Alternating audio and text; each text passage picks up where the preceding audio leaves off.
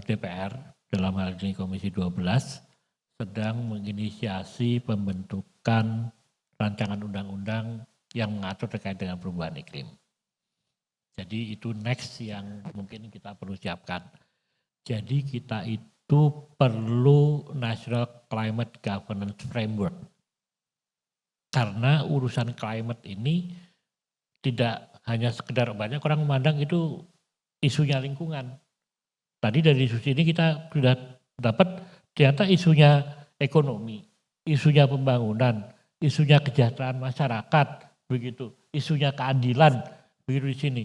Nah kita perlu suatu national framework untuk melakukan ini yang kemudian beyond dari hanya sekedar kita melaksanakan Paris Agreement.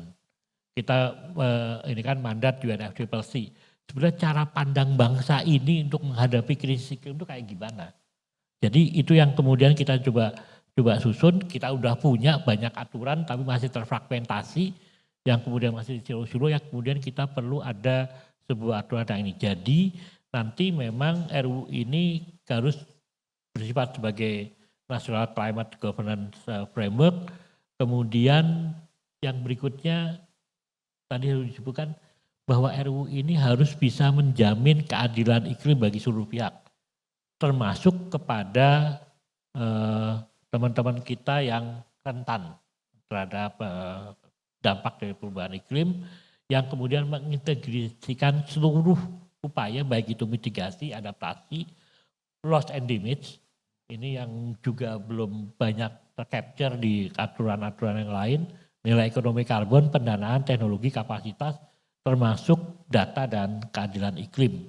Jadi ini yang kemudian akan kita bentuk, yang kita usulkan sebetulnya komponen-komponen utamanya adalah, atau kalau mau dikatakan tujuan, RUU ini adalah melindungi sistem lingkungan hidup dan penyangga kehidupan.